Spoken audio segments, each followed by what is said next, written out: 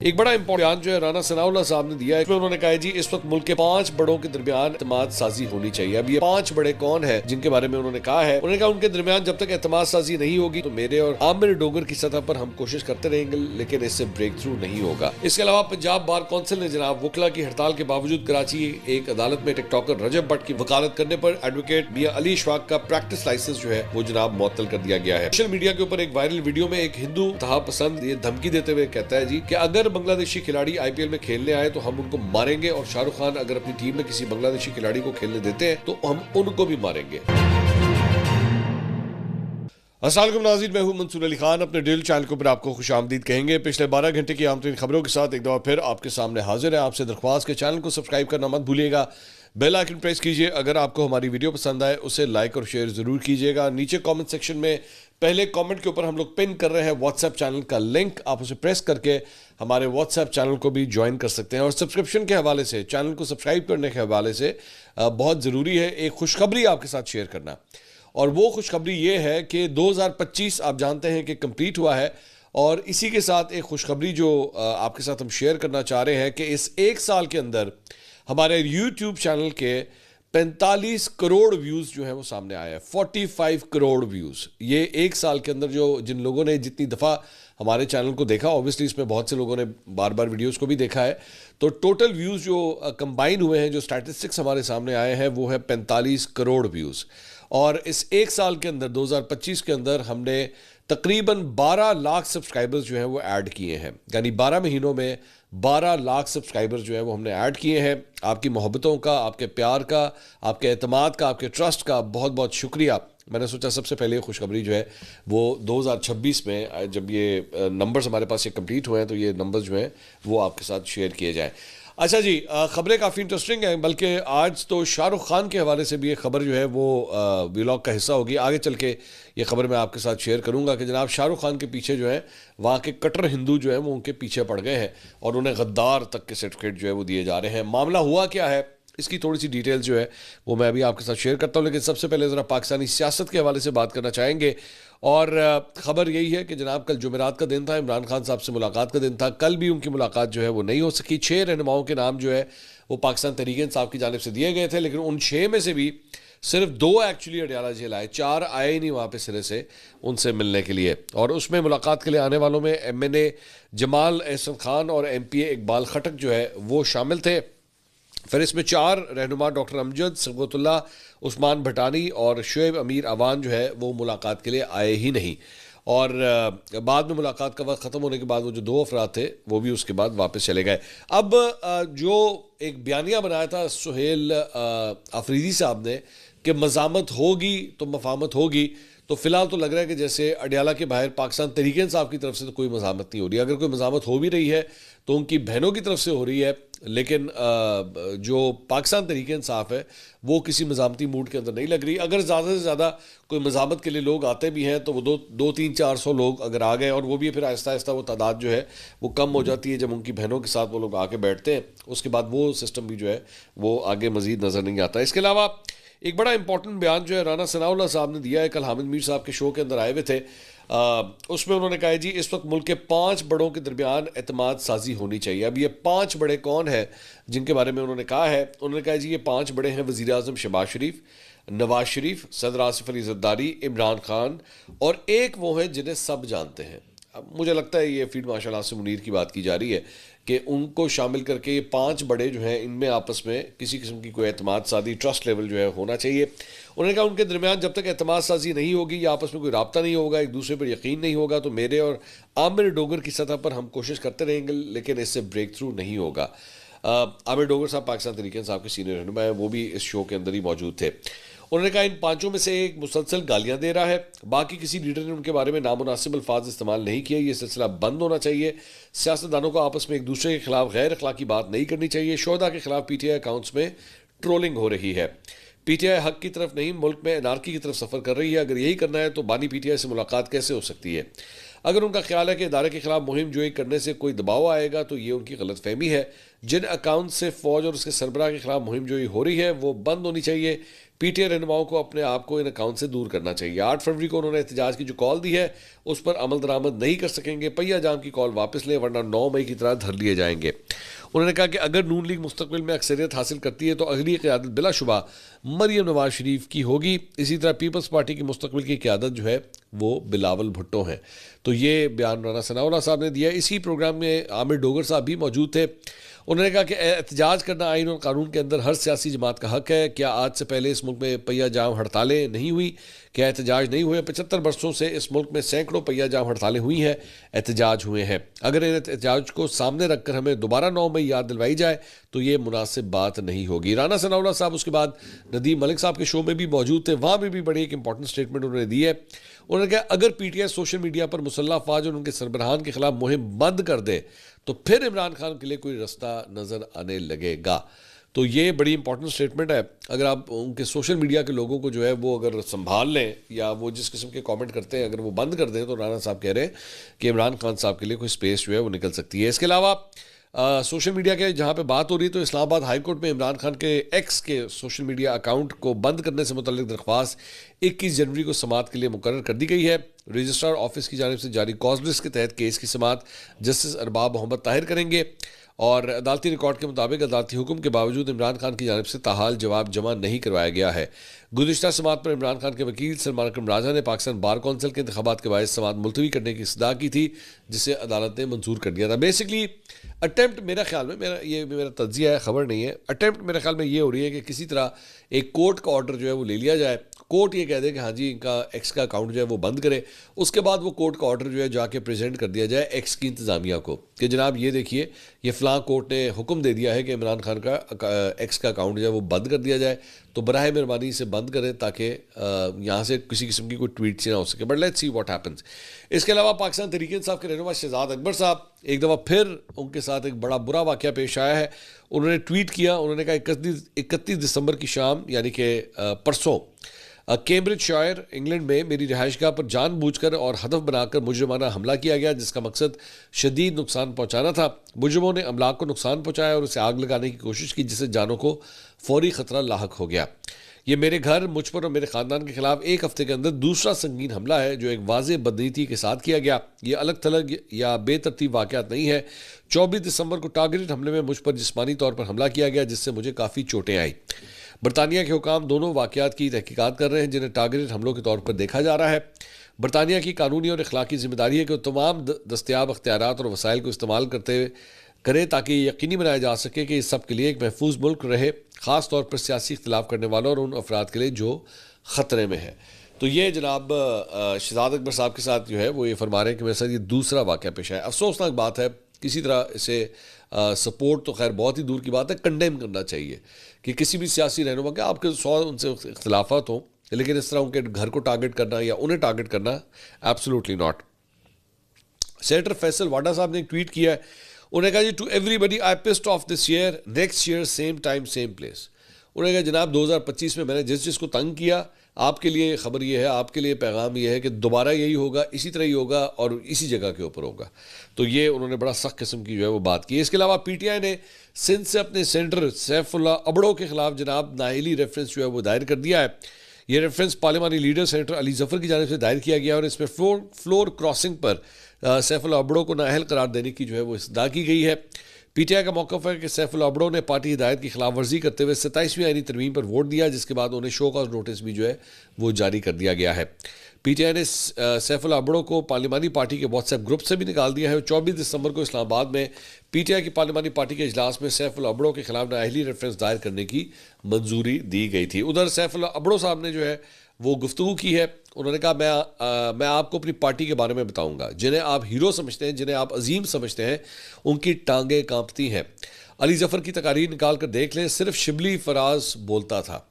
हुकूमत की तो मौजें हैं, अली जफर जैसा शख्स ऑपोजिशन में है, हमें ऐवान में फ्लोर नहीं मिलता, अली जफर आता ही नहीं। क्या आपने पीटीआई को देखा है? अगर पीटीआई एक साल में अबड़ो जैसा एहतजाज कर ले तो मैं उन्हें सलाम करूंगा। उनसे पूछें वो कहाँ जाकर बैठे हैं, अली जफर से पूछें। हमारा पीटीआई का एक ग्रुप है, आप मुझे बताएं, आपके 6 दोस्त हैं, आप 6 लोगों का एक ग्रुप है, अगर इन 6 का पैगाम किसी और तक जाता है तो कौन भेजता है? अली जफर से पूछें। जब सेनेटर्स की मीटिंग होती है तो आपके ग्रुप के पैगाम कहाँ जाते हैं? सबसे पहले आप किसको भेजते हैं? अली जफर जैसा शख्स पीटीआई को मिला है, तहरीक इंसाफ जलील हो गई है। राजा नासिर अब्बास ऑपोजिशन लीडर क्यों नहीं बन रहे? अली जफर ये नहीं चाहता। अगर आज अली जफर को नामजद कर दिया जाए तो आधे घंटे में अगर चेयरमैन मौजूद ना भी हो तो ये नोटिफिकेशन फिर भी हो जाएगा। ऐसे लोगों की ज़रूरत होती है, हुकूमत को ऐसे लोगों की ज़रूरत है। आप पार्लियामेंट आए, रिकॉर्डिंग निकाल कर देखें, हम हुकूमत के लोगों से हाथ तक नहीं मिलाते और हुकूमत के बड़े लीडर आते हैं और पहले अली जफर को सलाम करते हैं। हमें ऐसी मुनाफिकत नहीं चाहिए। हाँ, मैंने वोट दिया है। हमारी पार्टी ने इसकी मुखालफत कब की? मुझे एक तरमीम दिखा दें जहाँ जनरल की मुखालफत की या उसने किसी और की मुखालफत की, या खान को धोखा दे रहे हैं। तो वो पीटीआई की जो इंटरनल लड़ाइयाँ जनाब, वो वैसे ही उसी तरह जो है वो चलती जा रही हैं। इसके अलावा ज़िमनी इलेक्शन जनाब मुनक्किद हुए, उसमें मुस्लिम लीग नून जो है एक सीट जीतने में कामयाब हो गई है। PP 289 ये जनाब सीट है और यहाँ पे मुस्लिम लीग नून के उसामा अब्दुल करीम जो है वो बिला मुकाबला ये इलेक्शन जीत गए हैं।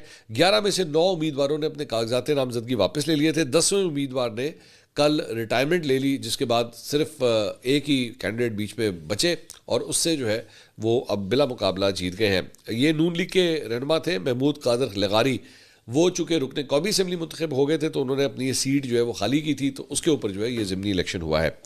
इसके अलावा इलेक्शन कमीशन ने NA 96 फैसलाबाद और NA 185 DG खान समेत मुख्तलिफ हल्कों में होने वाले ज़िमनी इंतखाबात के दौरान ज़ाब्ता अखलाक की खिलाफ वर्जियों पर कार्रवाई करते हुए मुतअद्दिद सियासी शख्सियात को नोटिस जारी किए हैं। उसमें NA 96 फैसलाबाद में ज़ाब्ता अखलाक की खिलाफ वर्जी पर वज़ीर मुमलिकत बराए दाखिला तलाल चौधरी को नोटिस जारी किया गया है और इसी हल्के से मुस्लिम लीग नून के उम्मीदवार बिलाल चौधरी को भी जो है वो नोटिस भिजवा दिया गया है। इस केस की समाअत 8 जनवरी को सुबह 8 बजे होगी और इसी तरह इलेक्शन कमीशन ने ज़ाब्ता अखलाक की खिलाफ वर्जी के दीगर केसेस की समाअत के लिए 13 जनवरी को सुबह 10 बजे जो है इसका टाइम जो है वो फिक्स कर दिया है। दूसरी जानिब पीटीआई की रहनुमा doctor Yasmin Rashid NA 130 election tribunal से नवाज शरीफ साहब के हक़ में एक फ़ैसला आया था, तो अब उस सिलसिले में उन्होंने इस फैसले के ख़िलाफ़ जो है वो आला अदालत में जाने का फ़ैसला किया है और इसे कोर्ट में जो है वो चैलेंज करेंगे। उनके वकील राना मुदस्सर उमर को जो है ये हिदायत दे दी गई है डॉक्टर यास्मीन राशिद की तरफ से और उन्हें कहा है कि जी इस इलेक्शन ट्रिब्यूनल के फैसले को फौरी तौर पर अदालत में चैलेंज किया जाए। उनके वकील ने तस्दीक की है कि डॉक्टर यास्मीन राशिद ने NA 130 से मुतल्लिक़ फैसले को बिला ताख़ीर अदालत में ले जाने की हिदायत की है ताकि कानूनी हक़ का तहफ़्फ़ुज़ जो है वो किया जा सके। राना मुदस्सर ने बताया कि ट्रिब्यूनल के फैसले की तस्दीक शुदा कॉपी के लिए बाकायदा तौर पर अप्लाई कर दिया गया है। जैसे ही फैसले की मुसद्दका कॉपी मौसूल होगी मुतल्लिका अदालत में पिटीशन जो है वो दायर कर दी जाएगी। डॉक्टर यास्मीन राशिद का कहना है, उनके वकील का कहना है कि इलेक्शन ट्रिब्यूनल ने केस में हक़ाइक़ का दुरुस्त जायज़ा नहीं लिया और तकनीकी बुनियादों पर डॉक्टर यास्मीन राशिद की इलेक्शन पिटीशन जो है उसे मुस्तरद किया गया है। तो ये इधर ये मामला है। दूसरी जानिब जनाब वज़ीर आला पंजाब मरीम नवाज शरीफ साहिबा, उन्होंने वाघा बॉर्डर लाहौर पर नए तामीर होने वाले एरेना का जो है वो इफ्तिताह किया है। उन्होंने बतौर मेहमान खुसूसी एरेना की इफ्तिताही तकरीब में शिरकत की। सीनियर सूबाई वज़ीर मरीम औरंगज़ेब, कोर कमांडर लाहौर, वज़रा और सीनियर ब्यूरोक्रेसी ने भी जो है वो तकरीब में शिरकत की। नए एरेना में शायकीन की नशिस्तों की तादाद 7,500 से बढ़ाकर 25,000 कर दी गई है और इस एरेना में तोसी के अलावा जॉइंट चेक पोस्ट वाघा पर नई तामीरात भी जो है वो अमल में लाई गई हैं। नई तामीरात में तकसीम हिंद की अक्कासी करने के लिए रेलवे स्टेशन के मॉडल, सामान हर्ब और यादगार शोहदा पर मुश्तमिल थीम पार्क जो है वो शामिल है। एरेना में तहरीक आज़ादी से आज तक पाकिस्तान की तारीख और सकावत से मुतल्लिक पाकिस्तान म्यूज़ियम भी जो है वो तामीर किया गया है और इजाफी दफातर, पंजाब रेंजर्स के जवानों के लिए बैरक्स, नमाजियों के लिए प्रेयर एरिया और फूड कोर्ट्स भी जो है वो इसमें शामिल है। इसके अलावा कार पार्किंग जो है उससे भी अब काफ़ी बड़ा कर दिया गया है और बाब आज़ादी के मुकाम पर शाही किले की तर्ज पर आलमगीरी दरवाज़ा भी जो है वो नस्ब किया गया है यहाँ पर। इसके अलावा पंजाब बार कौंसिल ने जनाब वकला की हड़ताल के बावजूद कराची एक अदालत में टिकटॉकर रजब भट्ट वकालत करने पर एडवोकेट मियाँ अली इशफाक का प्रैक्टिस लाइसेंस जो है वो जनाब मुअत्तल कर दिया गया है। हड़ताल जो है वो कराची बार एसोसिएशन के साबिक लाइब्रेरियन नसीर मोहम्मद करोड़ों के मुबैना इस्तेसाल के खिलाफ की गई थी, जिसके बाद सिटी कोर्ट्स के अहाते में अदालती कार्रवाई पर मुकम्मल पाबंदी आयद थी। पंजाब बार कौंसिल के एग्जीक्यूटिव कमेटी के चेयरमैन ने की जानिब से जारी करदा हुक्मनामे के मुताबिक ये इकदाम कराची बार एसोसिएशन के सदर और जनरल सेक्रेटरी की जानिब से मौसूल होने वाले ख़त के बाद जो है वो किया गया, ये जिनका लाइसेंस मुअत्तल किया गया है। ख़त में उस वीडियो की निशानदेही की गई है जो सोशल मीडिया पर गर्दिश कर रही थी, जिसमें एडवोकेट मियां अली इशफाक को कराची सिटी कोर्ट्स में वकला की हड़ताल के दौरान टिकटॉकर रजब भट्ट की नुमाइंदगी करते हुए जो है वो देखा गया था। हुक्मनामे के मुताबिक वकील ने हड़ताल के बावजूद अदालत में पेश होकर ज़ाब्ता अखलाक और हड़ताल के तयशुदा असूलों की खिलाफ वर्जी की, जबकि उनके हमरा निजी गार्ड या अफराद की मौजूदगी का भी जो है वो इल्ज़ाम आयद किया गया है। मियां अली इशफाक जो है वो ज़हन में रखिएगा कि सिर्फ रजब भट्ट के वकील नहीं है, वो इमरान रियाज के भी वकील हैं। इमरान रियाज खैर पाकिस्तान में नहीं है। इसके अलावा जनरल फैज़ के वकील भी जो है वो इस वक्त मियां अली इशफाक ही हैं। आई जस्ट वंडर कि क्या वो अब जनरल फैज़ के, क्योंकि उन्होंने भी जो है वो अपील वगैरह की हुई है, तो क्या वो अब प्रैक्टिस कर सकते हैं या नहीं कर सकते, क्या वो इस केस में अब पेश हो सकेंगे या नहीं, ये सबसे बड़ा सवालिया निशान है। इसके अलावा ज़ाहिर बात है और भी बहुत से साइलिन हैं जिनकी वो इस वक्त मुआवनत कर रहे हैं, जो उनको रिप्रेजेंट कर रहे हैं, क्या अब वो उनके लिए ये काम कर सकते हैं या नहीं, ये सबसे बड़ा सवाल है। दूसरी जानब जनाब टिकटॉकर नदीम नानीवाला ने एक इंटरव्यू में इल्ज़ाम आयद किया है। उन्होंने कहा जी यूट्यूबर डक्की भाई, उनकी गिरफ्तारी का जिम्मेदार जो है वो social media personality doctor Affan Qaiser को जो है उन्होंने ठहरा दिया है। नदीम नानीवाला के मुताबिक डॉक्टर अफान कैसर ने additional director NCCI Chaudhry Sarfraz को डक्की भाई की दौलत की तफसीलात दी और कहा कि चौधरी साहब असल अमीर आदमी डक्की है, इससे अपना हिस्सा लें। उसने एस्ट्रोलॉजी और मुझे भी जो है डील की ऑफ़र की थी, ये कहना है नदीम नानीवाला का। उन्होंने बताया कि NCCI के हुकाम ने डॉक्टर अफान कैसर के ज़रिए मुझे एक डील भेजी। टिकटॉकर के मुताबिक हमारे पास उसके खिलाफ तमाम सबूत मौजूद है जो हम मुनासिब वक्त पर सामने लाएंगे।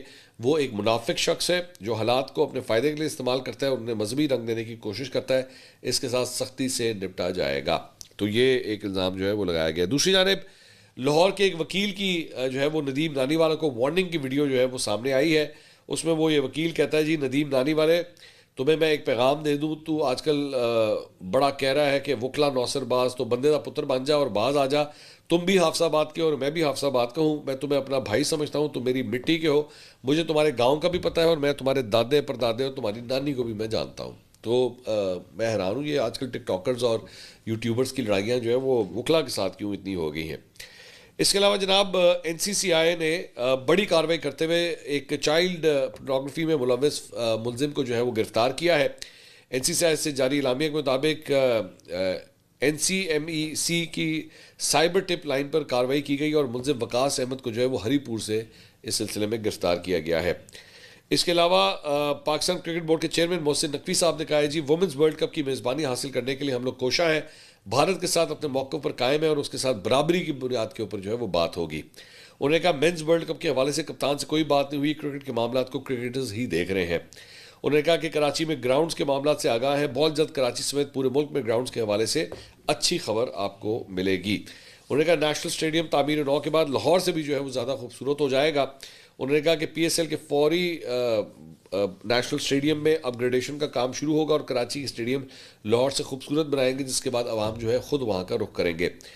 इसके अलावा जनाब ईरान में इतवार के रोज़ शुरू होने वाले मुजाहरे, हमने अपने पिछले व्लॉग्स में आपको इसका ये खबर शेयर की थी, वो मुजाहरे जो है वो पुरतशद्दुद हो चुके हैं और ईरान के सरकारी मीडिया के मुताबिक मुजाहरों के दौरान ईरानी सिक्योरिटी फोर्सेस का एक अहलकार जो है वो जाँ बहक हो गया है। आलमी खबरसा इदारे के मुताबिक सिक्योरिटी फोर्सेस के साथ मुजाहिरीन की झड़पों में कम से कम 2 मुजाहिरीन मारे जा चुके हैं। वजारत दाखिला का कहना है कि मुजाहिरीन ने गवर्नर ऑफिस, मस्जिद, टाउन हॉल और बैंकों पर पथराव किया, जिन्हें पुलिस ने आंसू गैस शेलिंग और हवाई फायरिंग से मुंतशिर करने की जो है वो कोशिश की। जख्मियों में से 2 की हालत नाजुक होने के बाद हलाकतों में इजाफे का खदशा जाहिर किया जा रहा है, जबकि 50 से ज़ायद मुजाहिरीन को हिरासत में भी ले लिया गया है। इसके अलावा जनाब इंडिया से कुछ खबरें जो है वो शामिल करेंगे और वहाँ पे खबर यह है कि जमात समाजवादी पार्टी के रहनुमा सनातन पांडे, उन्होंने कहा है कि जी झूठ छुपाने के लिए पुलवामा की साजिश का ढोंग रचाया गया। 2019 में होने वाला पुलवामा हमला गैर मुल्की नहीं बल्कि BJP की साजिश का हिस्सा था। उन्होंने कहा कि BJP आज तक ना बता सकी कि हमले में इस्तेमाल हुआ RDX कहाँ से आया। बगैर तहकीकात और सबूत पाकिस्तान पर इल्ज़ाम लगाना मोदी हुकूमत की अब आदत बन चुका है।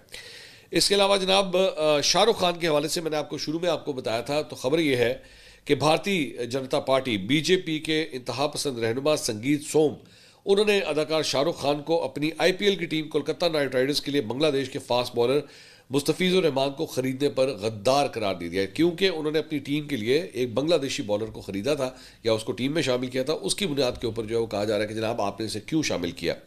एक अवामी तकरीब से खिताब करते हुए उन्होंने कहा कि जी एक तरफ बांग्लादेश में हिंदू मारे जा रहे हैं और दूसरी तरफ IPL में उनके क्रिकेटर्स को खरीदा जा रहा है। उन्होंने कहा कि गद्दार अदाकार शाहरुख खान ने बांग्लादेशी क्रिकेटर मुस्तफिजुर रहमान को 9 करोड़ रुपए में खरीद लिया। ऐसे गद्दारों को इस मुल्क में रहने का कोई हक नहीं है। उन्होंने शाहरुख खान से मुखातिब करते हुए मजीद कहा कि इस मुल्क के लोगों ने इस मुकाम तक पहुंचने में आपकी मदद की है, तो अगर आपको पैसा मिलता है तो वो इस मुल्क से मिलता है, लेकिन आपने इस मुल्क के साथ गद्दारी की। तो शाहरुख खान के खिलाफ जनाब गद्दारी का फतवा BJP के रहनुमा ने दे दिया है। मुसलमानों के साथ जो है वो यही किया जाता है वहाँ पे। तो और इसी इशू के ऊपर जो है वो अर्नब गोस्वामी उन्होंने भी अपने प्रोग्राम के ऊपर जो है वो शाहरुख खान के ऊपर बड़ी तनकीद की है। और वो मामला यही है कि जनाब बांग्लादेश ने जो है वो हमें जो टारगेट करते हैं, हमें इंडिया को टारगेट करते हैं, हिंदुओं को टारगेट करते हैं, तो आप इनके क्रिकेटर्स को जो है वो क्यों खरीद रहे हैं। पहले ये पाकिस्तान के खिलाफ था। पाकिस्तान तो खैर पाकिस्तानी क्रिकेटर्स तो वैसे ही IPL में नहीं खेलते, लेकिन अब बांग्लादेशी क्रिकेटर्स के खिलाफ भी जो है उन्होंने महाज गर्म कर दिया है। इसके अलावा सोशल मीडिया के ऊपर एक वायरल वीडियो में एक हिंदू इंतहा पसंद कारकुन जो है वो मीडिया से गुफ्तगू के दौरान ये धमकी देते हुए कहता है जी कि अगर बांग्लादेशी खिलाड़ी IPL में खेलने आए तो हम उनको मारेंगे, और शाहरुख खान अगर अपनी टीम में किसी बांग्लादेशी खिलाड़ी को खेलने देते हैं तो हम उनको भी मारेंगे। और उस कारकुन ने कहा कि हमें हल्के में मत लेना, क्योंकि संजय लीला बंसाली जो भारत की सबसे बड़ी बजट की फिल्में बनाते हैं, हमने तो उनको भी फिल्म पद्मावत में हिंदुओं के मजहबी जज्बात को ठेस पहुंचाने पर 8 घंटे मुसलसल मारा था। अमित शाह का फोन आया कि संजय लीला बंसाली को छोड़ दो, तो उसके बाद 1 घंटा हमने और मारा था। तो अब वो शाहरुख खान के ऊपर भी जो है वो इस तरह की धमकियां उन्हें दे रहे हैं। तो ये जनाब अब तक की अपडेट्स थी। अगली वीडियो में आपसे दोबारा मुलाकात होगी। अल्लाह हाफिज़।